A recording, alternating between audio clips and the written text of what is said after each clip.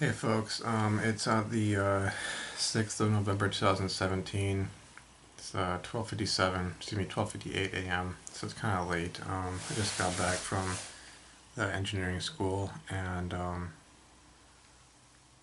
got some actually, so I actually got some good news, some really good news. I'm sorry, it's just my usual state. If you've seen enough of my content, I'm not necessarily like laughing all the time.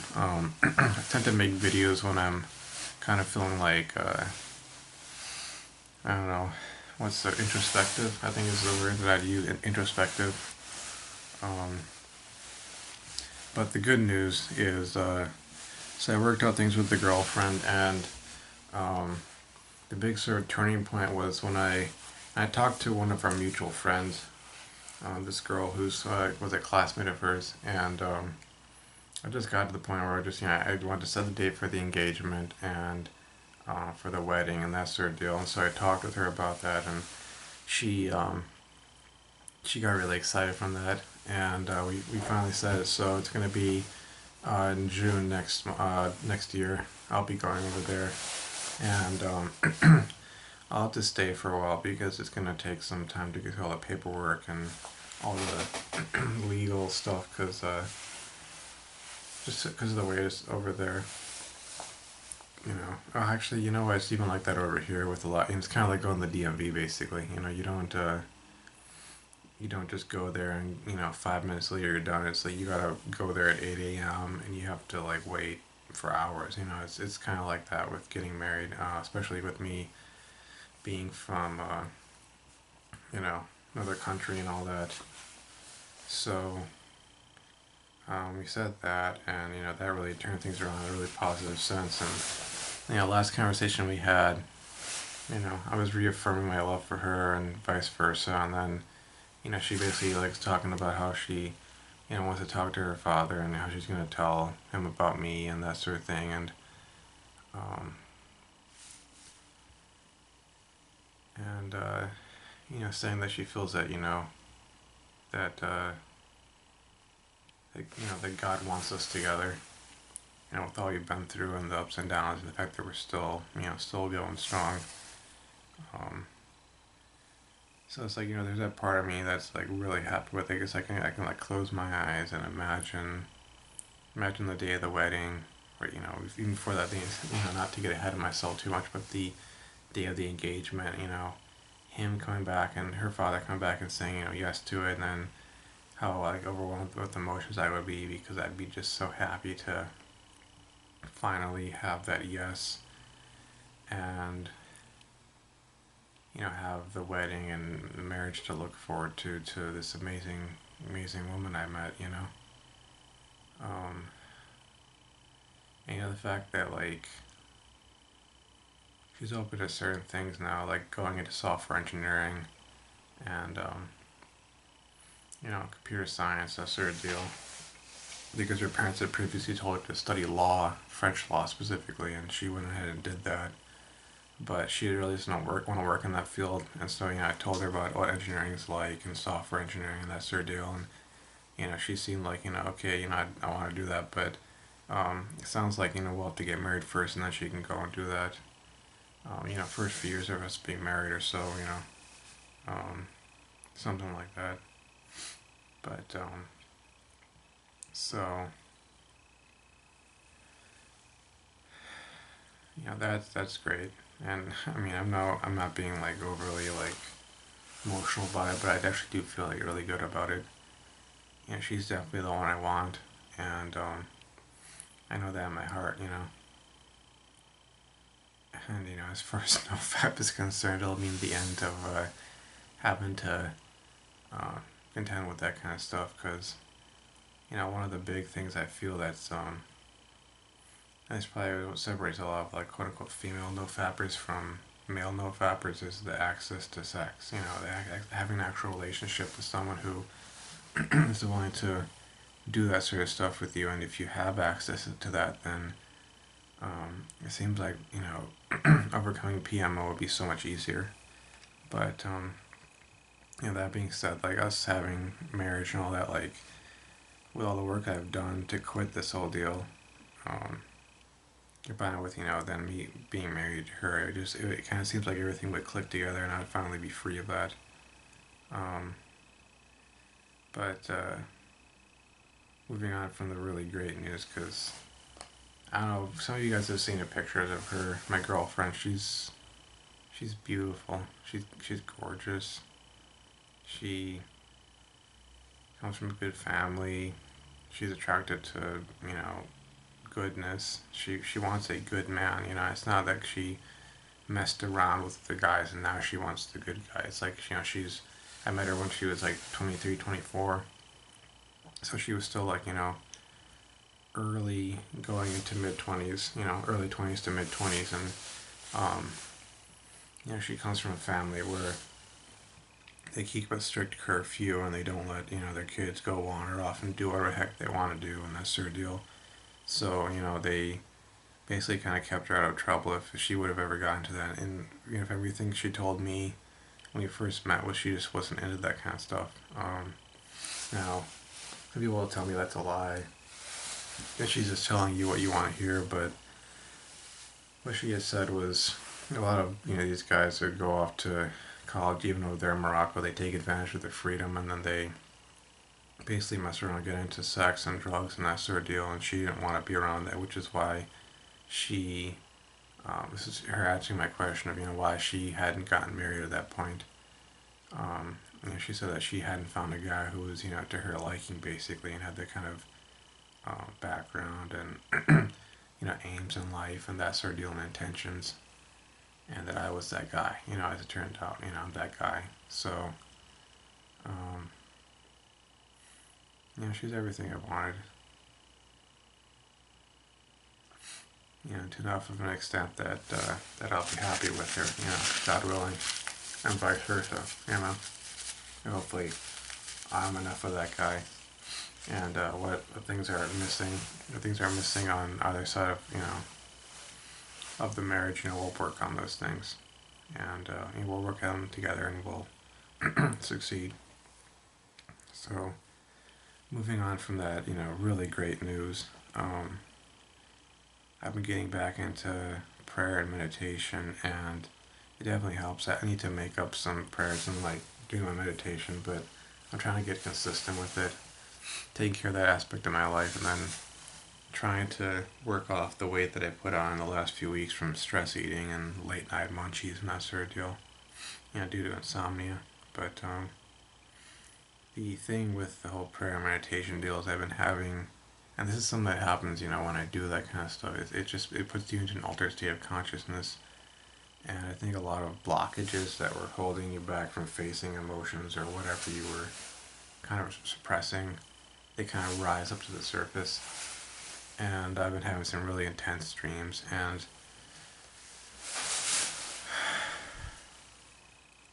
the kinds of dreams that bring back really negative emotions. Like, I've had like her in my dreams.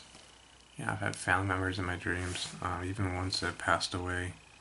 But then the one that's kind of bringing problems back is like dreaming about how I was messed with over the course of the last year, and it's not even just like that girl, but it brings back memories from even years and years before, like back in 2011, 2013,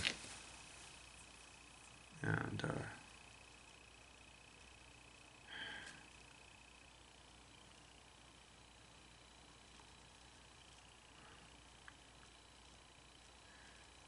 it's hard to really describe what I'm, getting at, because it reminds me of one of Alex's latest videos. I think he actually ended up deleting it or hiding it or something, sending it to private, whatever. Because it may have had something to do with the comment I left on there. I really don't know, but he's gone through his own emotional abuse from women, and he was posting a video on there basically just trying to get things off his chest, and finally, like, in a sense, without doing anything illegal or hurtful or threatening. I guess clear the air and almost in a sense like get some justice of sorts, you know? Um,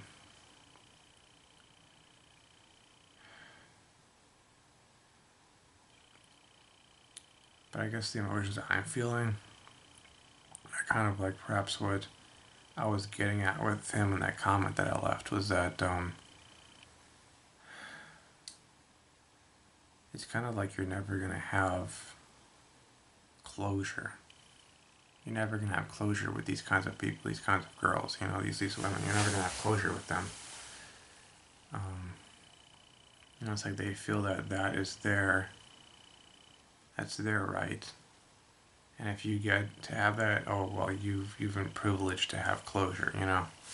They'll come along, cause problems in your life, toy with you, lead you on, yank your chain.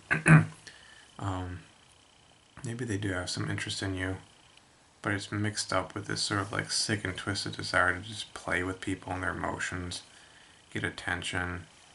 Um, Heck, you know, there's this notion of they want a boyfriend like you, but not you, because you're not a bad guy or bad boy, or you're not blonde enough, or you're not, you know, or they're from a Muslim background, they want a non-Muslim guy, or they're from a Christian background, they hate Christian guys, or, you know, whatever the case may be, you know, or they're from some other minority group and they don't want to date a minority guy because, oh, you know, basically social status, or they're white and they want a non-white boyfriend, or whatever the case may be. You know, they'll toy with you and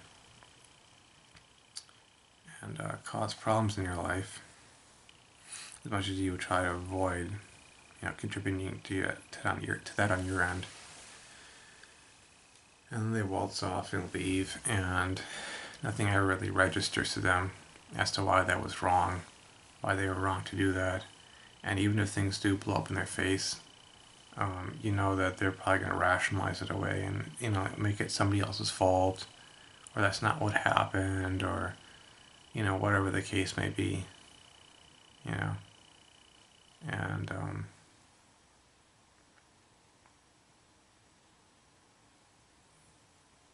that's what I'm feeling. Because it's like, I know I don't want anyone other than the girl I'm with, you know. I couldn't see myself doing that. And, you know, there's a reason why I ended up, you know, going 6,000 plus miles away to find a good woman to marry, you know. Why I went and did that. And there's a certain sadness in feeling that confirmed and feeling like I'm an outcast, you know. I'm an exile in my own country, a stranger in a strange land.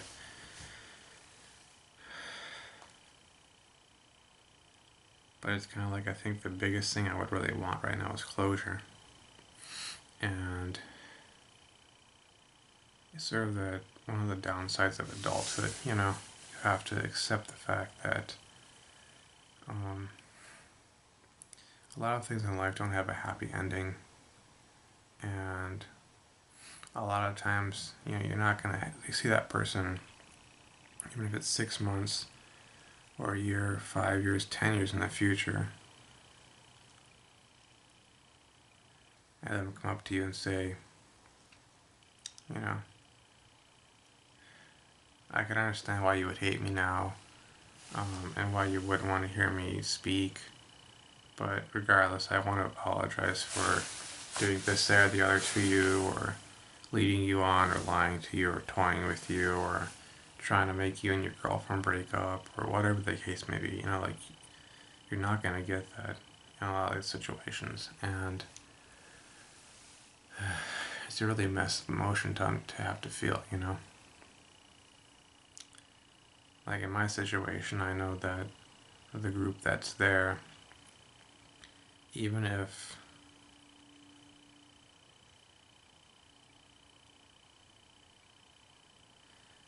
they caught that girl doing something really messed up, you know, cheating on her boyfriend or whatever the case may be, like, they would treat it all like a game. and they would pat her on the back and, basically like encourage her to be a slut, to be a whore, to be, a troll up, to be a liar, a cheat, and it would all be just some little game, you know. And of course, later on in life, maybe she will regret these things. Maybe she will. Maybe, this will become some kind of stuff that she'll be sitting there hoping that her, husband to be, or her newly wed husband doesn't find out about, that he doesn't find out about the, you know, non-Muslim guy she had sex with in college or what have you, But even then, it's probably never going to be truly like an epiphany moment where she realizes, that she's done things wrong and they were immoral. How she lied and cheated and toyed with people and, things of that nature. It'll just be I hope I don't get caught, I hope I don't get caught, And it's tough having to go through life dealing with people like this, Especially people who you think should be smarter than that, You toss a math problem at them, you toss a chemistry problem at them, you tell them to find what the yield is for this reaction or whatever, and they can find it, but they somehow can't wrap their minds around, concepts of morality and valuing relationships and so on and so forth. And valuing people, and respecting them.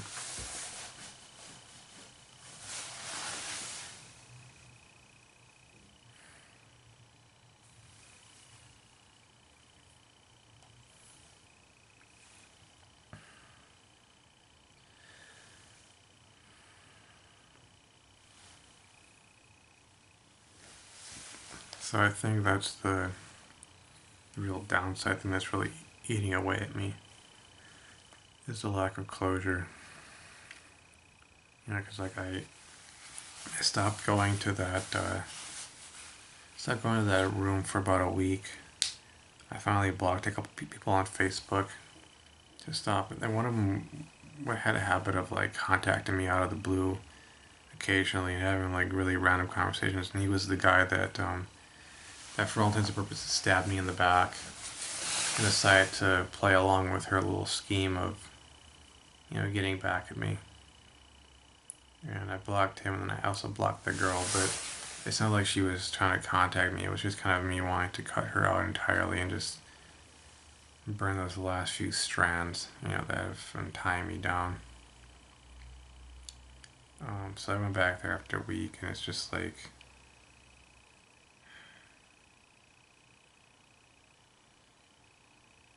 things are dead. I don't really talk to many people in that group, if at all, rather than just saying, hey, how's it going, or hey, what's up, or something like that, Because it really feels like,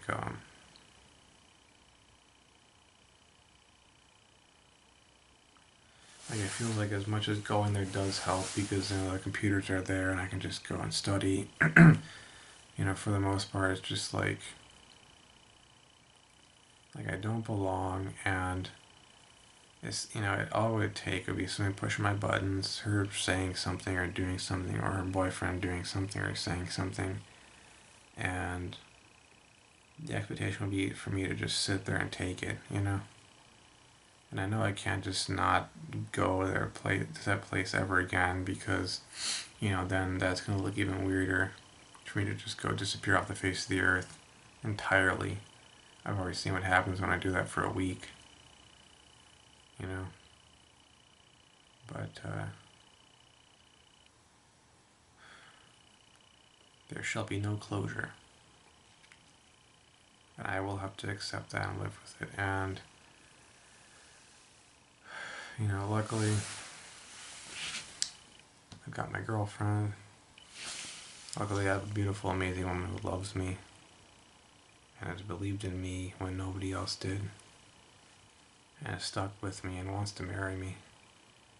Because if I had to live with this lack of closure in that event, which I've had to experience in the past, it would probably drive me nuts at some point along there,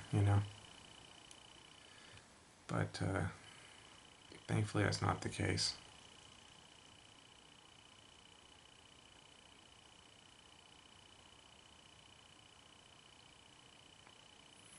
So, sorry I ended on such a downer note. It's just part of life, and I gotta make a peace with it, and just what time I have left, I just put that towards studying, because I studied from like 7 p.m. yesterday till like 10 a.m. Or excuse me, no, it's more like day before yesterday till like 10 a.m. yesterday. And then I went and slept for 5 hours, and then I got up and did some laundry. Got my garbage put together so I can take that out. Got a few things done today, but not much. But it's been like kind of weird state of mind because, weird messed up state of mind because I have these vivid dreams, and I end up musing over stuff, and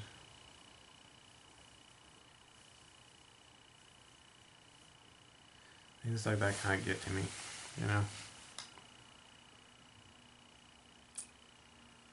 being held to a different standard and seeing that people get away with all sorts of crap, and having people willing to defend them, all the simps of the world, willing to defend a person like that, And the danger of the world we live in nowadays, it seems, for this kind of stuff is that this is why I advised Alex not to make a video directly. I know he said that it wasn't the girl's real name or whatever, but if she saw it, she would know who he was talking about. And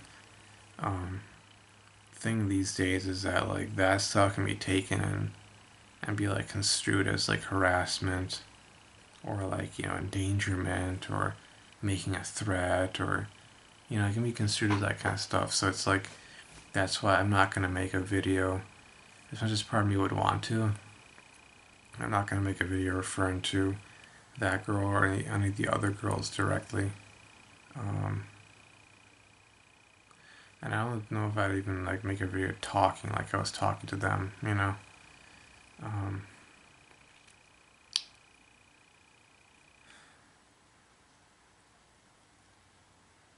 because as much as there is a desire to get things out there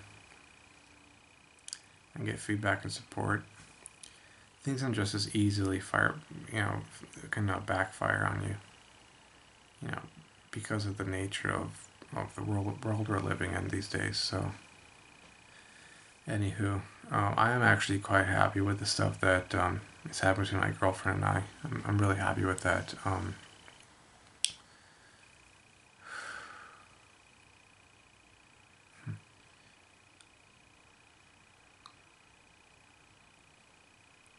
just imagining seeing her again, holding her in my arms, and being able to call her my fiance, Of course I want to give her kisses and all that, but that's beside the point. That's a given, Be able to call her my fiance, and then eventually be able to say, this is my wife. This is my wife.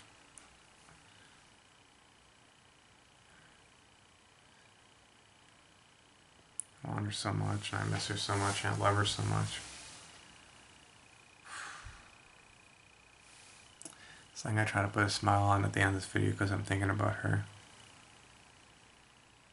She really makes me happy. So anywho, see you folks around. It's coming up on 1:30 a.m. I probably should get to sleep.